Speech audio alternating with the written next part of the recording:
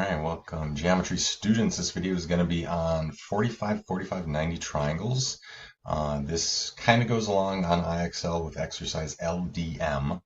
Unfortunately, that exercise has 45, 45, 90 triangles as well as this other kind of triangle called 30, 60, 90. So you might have to practice 30, 60, 90 triangles before you do the IXL. But we'll get started with 45, 45, 90. So the first thing here, whoops, I got form there, but there are formulas you can use for these types of triangles.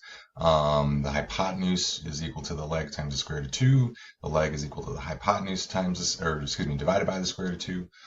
You can use those formulas, they work, but you'll have to memorize them. What I suggest memorizing instead is actually using what I call my guide triangle. And so it's a 45, 45, 90 triangle you can see here.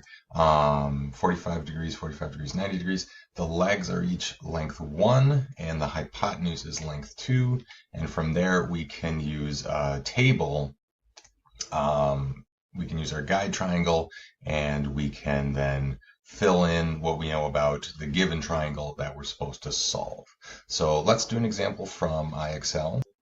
All right, so here we have a 45, 45, 90 triangle, and we are supposed to find Q, which in my opinion is not the best choice of a variable because it kind of looks like a 9, but it is the hypotenuse. Remember, the hypotenuse is opposite from the right angle, and the legs make the right angle. So there's the right angle. So this is one leg over here that doesn't mark, but the other leg we have is 9. We would know that this leg would be 9 centimeters, but they don't ask us that. They ask us for the hypotenuse. So using the table here, I'm going to kind of just write out the table a little bit.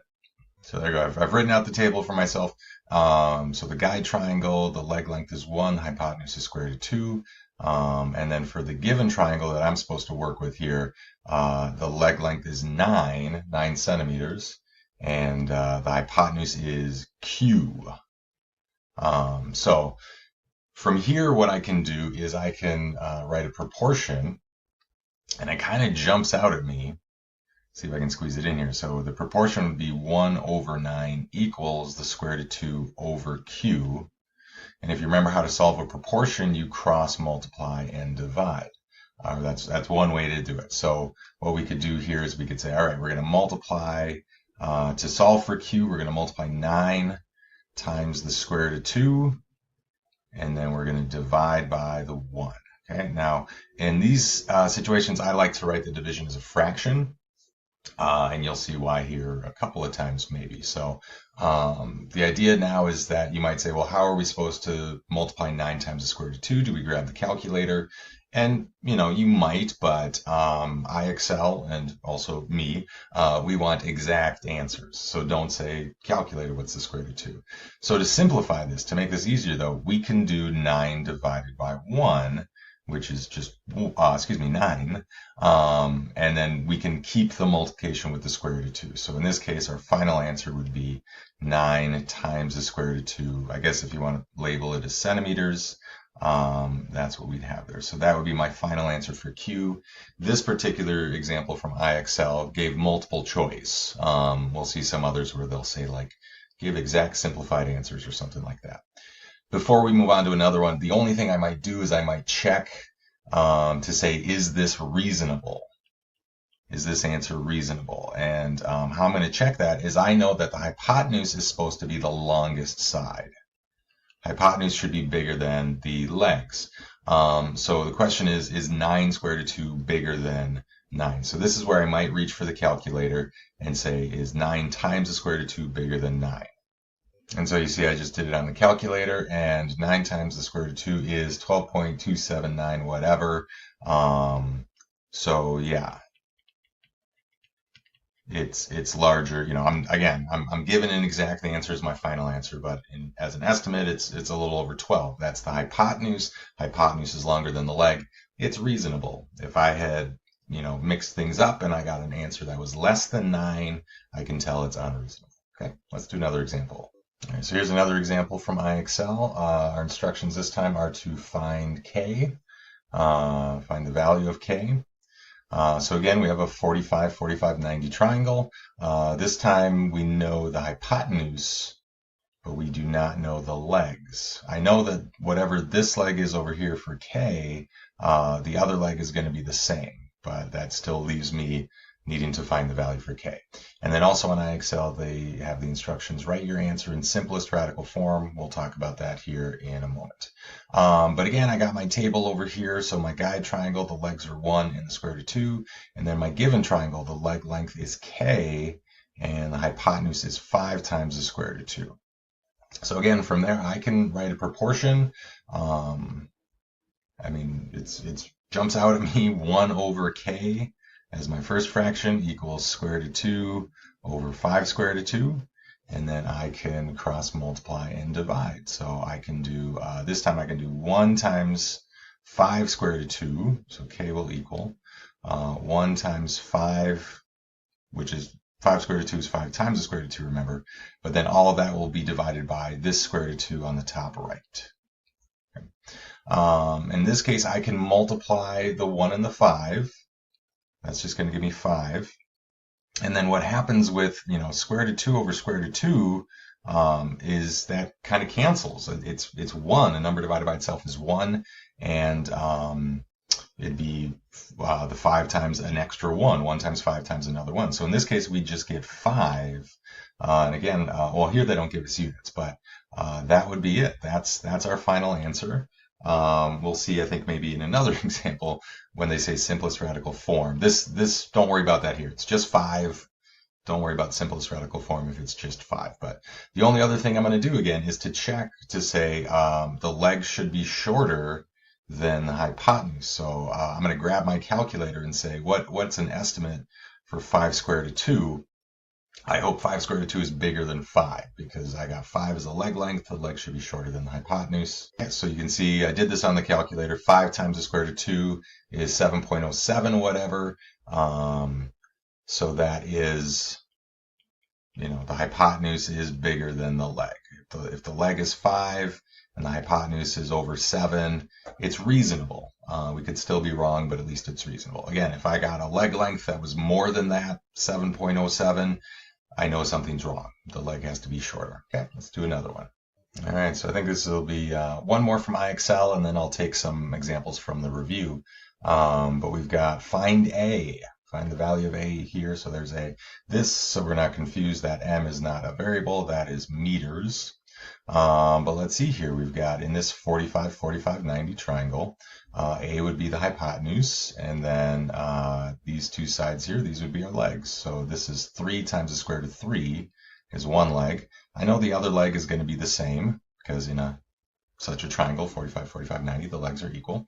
So yeah, I can fill into my table here that the guide triangle, we got 1 and the square root of 2 for the leg and the hypotenuse. This given triangle, the leg length is 3 square root of 2, 3 square root of 3 rather, excuse me, and the hypotenuse is A. So from there I can get a proportion that 1 over 3 square root of 3 is equal to square root of 2 over A. I can cross multiply and divide here. So this time it would be A would equal, we would have 3 square root of 3 times the square root of 2. That's the numbers that are diagonal. And we're going to divide all that by 1. All right, so this one's a little trickier. We've got here now, remember, we can do, the reason I'm writing it as a fraction is we can do 3 divided by 1 is just going to give us 3. But then, yeah, this is where simplest radical form is we're gonna need to pay attention to that. So when we do square root of 3 times square root of 2, if you remember the property with square roots, it says you can, as long as it's multiplication, this doesn't work if we're adding or subtracting, but as long as it's multiplication with square roots, you can put the numbers inside the square root, keep the multiplication. And so we'd have 3 times 2 is 6, but we'd have the square root of 6. So if we put it all together here, the 3 that was outside the square root divided by 1 is 3. The 3 in the square root with the 2 in the square root is 6. So put it all together, we get 3 times the square root is 6. Okay.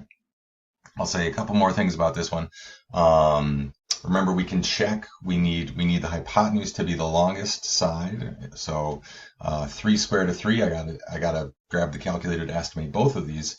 perhaps, to say what's 3 squared of 3 approximately, that's the leg, and what's 3 squared of 6, because that's the hypotenuse. So let's grab the calculator and let's see what each of those comes out to. So I'm skipping showing you the calculator, but hopefully you can do that on your own. So 3 times the square root of 3 is 5.19 something. 3 times the square root of 6 is 7.34. So yeah, so the hypotenuse is longer. So that's what we're looking for. So it's reasonable here. I think the only other thing I'll say here is that this is that simplest radical form, 3 times the square root of 6. There may be cases where, if you remember in geometry, kind of the first thing we did was if you're like, hey, I got my answer was square root of 54 somehow. We'd say like, well, there's through various ways this would simplify to 3 square root of 6. You know, you could do prime factors, you could do perfect squares, but just in case, make sure, you know, square root of 6 doesn't simplify. So let me write that. The square root of 6 does not simplify, not like if we had some other square roots that we've seen that you can simplify in there. So yeah, so final answer is 3 square root of 6. I guess I could put meters on there, but I'm going to move on. So I'm going to do a few examples from the review now. Okay, so this is from the review for the test, at least it's the current review at the time of this recording. Number 15, the instructions on the review say we're supposed to find the value of each variable, supposed to give exact answers.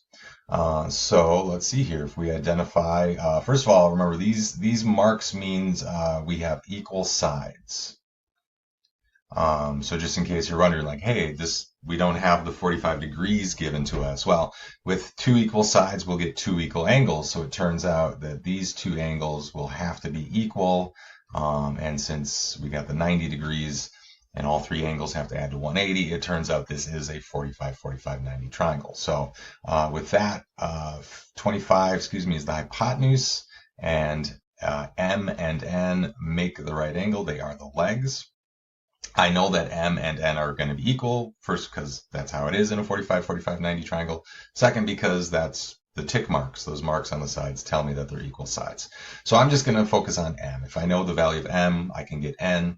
So filling into my table here, M is 1 leg length and 25 is the hypotenuse. And I can create my proportion. 1 over M equals square root of 2 over 25. And I can cross multiply and divide. So M will equal, we'd have 1 times 25. Those would be your diagonal numbers. And remember, I'm writing this as a fraction for the division, divide by the third number, which is the square root of 2. Now here you could say, well, hey, all right, 1 times 25 is just 25. Square root of 2 is square root of 2 on the bottom there. We could check on the calculator that, you know, this is supposed to be the hypotenuse is supposed to be the longest side and the legs are supposed to be shorter. So let's grab the calculator. So again, I skipped showing you the calculator, but if you do 25 divided by the square root of 2, it's 17.677, etc. So we do have that leg length, 17 point whatever, is shorter than the hypotenuse of 25. So it's reasonable, hooray. But there's one thing now where sometimes we're picky in math and we go, but I don't like that answer with the square root on the bottom. So what we're going to do is we're going to multiply by 1, but it's going to be 1 in disguise. And so the way I usually write it is I draw kind of a big 1 here. And so it's, you know, hopefully you know that multiplying by 1 changes nothing.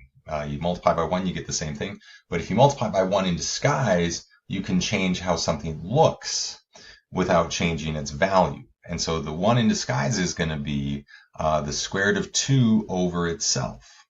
We saw earlier in the video that the square root of 2 divided by square root of 2 is 1. A number divided by itself is 1. But watch what happens when I do this multiplication. If I multiply the tops, I got 25 times the square root of 2 on top. And then in the denominator, I guess I'll put those in parentheses. In the denominator, I got square root of 2 times square root of 2, which we saw again in another problem. That's just 2. So this comes out to be 25 squared times the square root of 2 over just 2. So again, if your math teacher or whoever's grading your work is picky and says, don't give me square roots in the denominator, don't give me square roots on the bottom, this is how you can take care of that. You can say square root of 2 on the bottom. Let's multiply by square root of 2 over square root of 2. The only other thing you might do here, since the division does work out nicely. 25 divided by that 2 is 12.5. So you might say that it's 12.5 exactly times the square root of 2. If the division didn't work out nicely, I might just leave the 25 over 2. But the only other thing, so that's an exact value for m, which would also be the value for n. The only other thing I'm going to do is I'm going to say, hey, if I did this correctly, 12.5 times the square root of 2 should come out to 17.677. And there it is, 12.5 times the square root of 2, 17.677. So I go, all right, so I didn't make a mistake when I was multiplying by that 1 in disguise. So final answer would be either 25 square root of 2 over 2 or 12.5 times the square root of 2. That's for m and n. Just to clarify, just to make sure, because sometimes we'll solve for a leg and we'll solve for the hypotenuse. Okay, we're going to do one more from the review. All right, so one more here again. At the time of this recording, this is number 16 on the review. Depending on when you watch this, maybe the review has changed. But again, we've got those tick marks, which tell me we have the equal sides. But that ends up giving me a 45, 45, 90 triangle. Equal sides in a triangle will have equal angles opposite them. And so it turns out this has to be 45, 45, 90. So the 14 square root of 2 is a leg, p is a leg, so I automatically know the value for p is 14 square root of 2. That's an exact value. No work required for that. But how about the hypotenuse? How about r? And what's that value here? So again, I've got my table, guide triangle, leg lengths are each 1 and 1. Hypotenuse is square root of 2. In my given triangle, we know the leg is 14 square root of 2, and the hypotenuse is r. So if I make my proportion here, 1 over 14 square root of 2 is equal to square root of 2 over r. Cross multiply and divide. So we would have r would equal the 14 times square root of 2, 14 square root of 2 times another square root of 2. And then we'll divide by the 1. And then again, remember some of the things we've seen a couple times now. We can do 14 divided by 1 is just 14. And then the square root of 2 times the square root of 2 is just 2. So this ends up being 14 times 2, which is 28. And that's an exact answer. I don't have to worry about like the last problem, like, oh, you got a square root in the denominator or something like that. No, that's it. This is my value for r. The only other thing I'm going to do here is I'm going to check to make sure it's the hypotenuse. The hypotenuse should be the longest side. So I know that's 28, or I feel like it's 28, to say what is an estimate for 14 square root of 2. 14 times the square root of 2, I sure hope it's less than 28. And there you go, 14 times square root of 2 for the leg length, 19.7 whatever. So yeah, we've got a reasonable answer here, 19.7 whatever. So yeah, that 28 is longer than the 19.7. So there you go. So hopefully that helps you out. Keep practicing. Again, if you want to do the IXL, they mix these other kinds of triangles called 30, 60, 90 triangles, which is something different. We'll get a video on that at some point. So see you in the next one.